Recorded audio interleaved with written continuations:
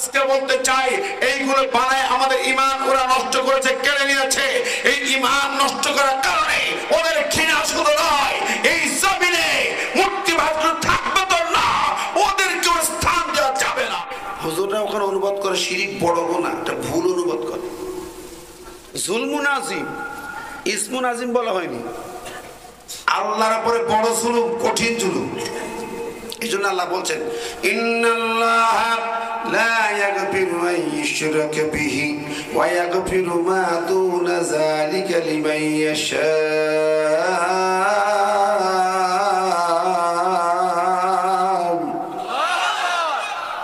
আল্লাহ বলছেন নিশ্চয় আল্লাহ শিরকের গুনাহ মাফ করেন না, শিরিক বাদে যত গুনাহ করবেন তওবা করলে তিনি মাফ করে দেবেন। সুবহানাল্লাহ। এখন ইব্রাহিম আলাইহিস সালাম মূর্তি শিরিকতে মূর্তি ভেঙে দিলেন, আল্লাহ পাক তাকে পরীক্ষা নিলেন, আগুনে ফেললেন, উদ্ধার করলেন, তাকে জাতির পিতা বানাইলেন।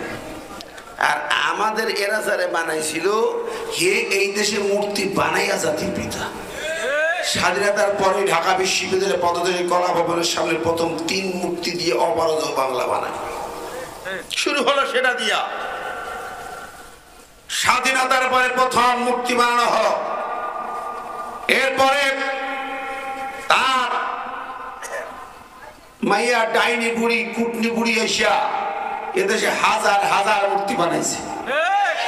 পাবনায় ছিল কিনা, রাস্তার মোড়ে মোড়ে ছিল, এখনো আছে রাখছে না কোনো? নাউজুবিল্লাহ। তাহলে এরা তো বেকায়দা লোক নাই। কি বলেন? সারা দেশে হাজার হাজার মূর্তি বানায়া শিরক করেছেন, গোটা জাতিকে মুশরিক বানিয়েছে। যদি বলেন হুজুর আমরা এই পাবনার গ্রামগঞ্জের লোক, আমরা তো সব বানাইনি, করতেও চাই। ঠিক তো কথা, বেঠিক কথা নাকি? তাহলে আমার ঘাড়ে হুজুর ওই গুনাহ আসবে কেন? যে কারণে আসবে মূল নীতিটা শুনে নেন। শিরিক মূর্তি ভাস্কর্য যে বানায় সে মুশরিক, যে চাঁদা দেয় সেও মুশরিক, যে সাপোর্ট করবে ওই কাজের সেও মুশরিক। এবার মিলান আপনি কোনটায় আছেন? চাঁদা আছে না নাই? আমার দেয়া ট্যাক্স, আমার দেয়া রেভিনিউ দিয়ে তৈরি করেছি। ও ভারতের মোদি কাকারা টাকা দেয় না, ওরা আরো লুটপাট করে নেয়, খায়, ওরা জীবনে একটিহা দেয় না। দিল্লি ওই সৌদিরা দেয়, দিল্লি মিডিল ইস্টরা দেয়। আল্লাহু আকবার। দেখেন এদেশে মসজিদ বানাইছে 500 মডেল মসজিদ, ওর নমুনা, ওর ডিজাইন, ওর টাকা সবকিছু সৌদি আরব। আর মূর্তি বানাইয়া দিল আপনার টাকায়, আপনারে মুশরিক বানাইয়া মূর্তি বানাইয়া দিল। তাহলে আপনার সাদা আছে না নাই? গ্রামের হাজি সাহেব, গ্রামগঞ্জের লোক ট্যাক্স খাজনা দিচ্ছেন, রেভিনিউ দিচ্ছেন, তা সেই টাকা ওর মধ্যে আছে। তাহলে আপনি কি করে বলবেন যাবেন? আবার পছন্দ করা লোক আমাদেরকে পছন্দ করতেন, ভালোবাসতেন, উন্নয়ন জোয়ার হইতেছে। মোড়ে মোড়ে আলোচনা হইতো না, আজকে আলোচনা করছি, কালকে ওই মোড়ে কথা হবে। ঠিক না ঠিক? যারা এই মূর্তি পূজাদেরকে, মূর্তি পূজকদেরকে, ভাস্কর্যের এই লোকজনগুলোকে সাপোর্ট করেছে, চাঁদা দিয়েছেন, তারা মুশরিক। তাহলে আপনার আমার কি ঈমান আছে? আছে। ইন্নামাল মুশরিকুনা নাজাসুন, শিরকের গুনাহ মাফ হবে না, মুশরিকটা নাপাক। আল্লাহ তার কোরআনে ঘোষণা দিচ্ছেন মুশরিকটা নাপাক, নাপাক লোক, তার গুনাহ মাফ হবে না। তার নামাজ কালাম বন্দেগী টুপি দাঁড়িয়ে মৌলবীগিরি কি মূল্য আছে? কি ঠিক না ঠিক? অতএব আমরা আগেও কথা বলেছি, আজকে নতুন না। এই শিরকের বিরুদ্ধে, ভাস্কর্যের বিরুদ্ধে আগেও কথা বলেছিলাম।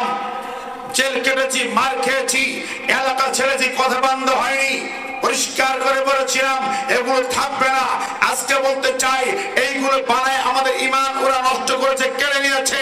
এই ঈমান নষ্ট করার কারণে ওদের ঘৃণা শুধু নয়, এই জমিনে মূর্তি ভাস্কর থাকবে তো না, ওদেরকে স্থান দেওয়া যাবে না। কাজী আছেন কারা কারা? দু হাত তুলে দেখান তো। আল্লাহ কবুল করুন। দ্বিতীয় পয়েন্ট গেল। তৃতীয় পয়েন্ট হচ্ছে ওরা আমাদের যেগুলো করে গেছে ইমান নষ্ট করে সেগুলো বলছি, রাগ করছেন নাকি? কোরআন শুনবে, কোরআন শুরু হয়েছে বিসমিল্লাহ দিয়ে নাকি? শুরুতে বিসমিল্লাহ আছে না নাই? আছে না নাই? প্রত্যেক কাজের শুরুতে বিসমিল্লাহ আল্লাহ নাম নিতে হয় কি না? যেখানে যাবেন খাওয়া শুরু করবেন বিসমিল্লাহ, আল্লাহ করবেন বিসমিল্লাহ, রাস্তায় চলবেন বিসমিল্লাহ, যে কাজ করবেন বিসমিল্লাহ, কোরআনের শুরু বিসমিল্লাহ। আমাদের ইমানের ব্যাপার এটা, ঠিক না বেঠিক? ওরা কি করেছিল? বাংলাদেশের সংবিধানের বিসমিল্লাহির রহমানির রহিম ছিল, শহীদ প্রেসিডেন্ট জিয়াউর রহমান বিসমিল্লাহ লাগিয়েছিলেন।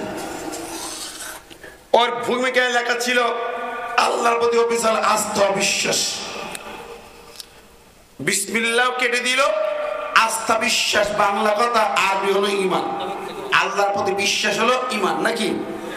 তাহলে বিসমিল্লাহ কাটলো, ঈমানটাও কেটে বাদ দিয়েছে বাংলাদেশের সংবিধান থেকে। এই কাজটা যারা করেছে তাদের কি ঈমান আছে? কত ঈমান আছে না বেঈমান হয়ে গেছে? আচ্ছা, ওরা তো বেঈমান হয়ে গেল। যারা ওদের সাপোর্টার, তারা যারা ওদের ভোটার, বলো হুজুর আমরা ভোট দিই, ওরা রাত্রি রাত্রি কাটিয়ে দিত। কথা কন বন্ধুরা আমার, আগেও যারা দিয়েছেন বা এই কাজকে যারা সাপোর্ট করেছেন, কম করে নাই, তারাও যেটুকু করেছেন সাপোর্ট যদি থেকে থাকে সেই হৃদয়ের কর্নার থেকে আপনি ভাবেন আল্লাহর বিধান বিসমিল্লাহ কাটলো, ঈমান কাটলো। ওরা যেমন বেঈমান হলো, ওদের ভোটার, ওদের কর্মী, ওদের সাপোর্টার সব করা বেঈমান। ঠিক না ঠিক? জোরে বলেন ঠিক কি না? ওই দলের সংবিধানে কি লেখা আছে জানেন? পাশের উমো ধারাইছে, এই দেখেন লেখা আছে এই দলের সদস্য কেউ কোন নির্দিষ্ট ধর্মে বিশ্বাস করতে পারবে না। আপনি বলে আমরা হজ করি হুজুর, মসজিদ বানায়, হজে যায়। আবু জেল হজ করতো, আবুল আমরা হজ করতো, ওরা হাজদের খেদমত করতো, ওরা কাবা ঘর বানাইছে, কাবা ঘরের দেখাশোনা করতো ওরা। ঠিক না ঠিক?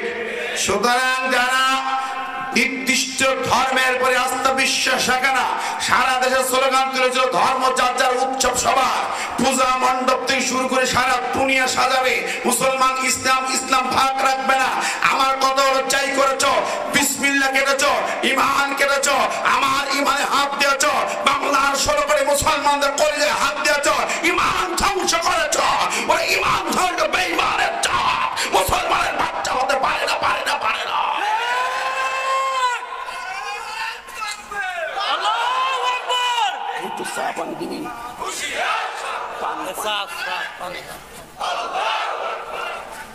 আমার ভাই, আমি কথাগুলো বলছি মনোযোগ দিয়ে শুনেন, কোন কোন জায়গায় আমাদের ঈমান নষ্ট করেছে। প্রিয় হাজিরিন, এরপরে যদি যাই এই দেশে, এই জমিনে কোরআনের মাহফিলে ওরা 44টা জারি করে বন্ধ করত, ঠিক কিনা? মাহফিল করতে দিত না, মঞ্চ ভেঙেছে, মাহফিল বন্ধ করেছে, 44টা জারিও করিয়েছে। এই কাজটা কারা করে? কোরআন দিয়ে বলছি, আমি কিন্তু নিজের কথা বলছি। এই কথা যদি কারো অপছন্দ হয় পিছন দিক দিয়ে চলে যায়, ওইটা হলো ওই ওদের সাথে সাথে সিঁড়ি রাখেন, এখানে দেখি রাখেন। আল্লাহ বলছেন وقال الذين كفروا لا تسمعوا لهذا القرآن والغوا فيه لعلكم تغلبون। সূরা হামিম সিজদা আল্লাহ বলছেন ওই কাফেররা বলেছে লা তাসমাউ লিহাযাল কুরআন। আবু জেহেল, আবু লাহাব, উতবা সাহেবরা মিটিং করে বলেছে তোমরা কোরআন শুনতে যাবে না, অলগাও ফিহি, বরং যেখানে কোরআনের মজলিস হয়, আলোচনা হয়, হইচই হট্টগোল করে তা বন্ধ করে দাও। করতো কিনা? যারা করতো তারা কারা? নবীর যুগে করতো আবু জেহেল, আবু লাহাবেরা, আর এই যুগে 16 বছর তৈরি করলো কারা? ওই আবু জেহেলের নাতিপুতি যারা কোরআনের মাহফিলে 44 জারি করে তারা, আবু জেহেলের বংশধর যারা কোরআনের মাহফিলে বিরোধিতা করে তারা, আবু জেহেলের নাতিপুতি যারা। বন্ধুরা আমার, অতএব যারা এই কাজটা করেছেন পরিণতি কতটা ভয়াবহ শোনেন। শুধু আবু জাহেলের নাতিপুতি হবে না, আল্লাহর কোরআন বলছে উতুল্লিম বাদা যালিকা জামিন। কোরআনের মঞ্চে বাধা দেয়, কোরআনের মাহফিলে বাধা দেয়, কোরআনের মাহফিল বন্ধ করে ওরা হলো জারোর সঙ্গে বেজন্মা ছিল জাত। ওদের বাপ ঠিক নেই, জন্মের ঠিক নেই, ওদের ব্লাড ঠিক নেই, পরীক্ষা করে দেখলে পাওয়া যাবে, ডিএনএ টেস্ট করলেই মেলবে। কি কথা কোন রাগ করছেনি? টেস্ট শুরু হয়ে গেছে। সেদিন দেখছি ফেসবুকে ঘুরে বেড়াচ্ছে কোন জাত, ওপরে দাদাদের জাত ছিল ওরা।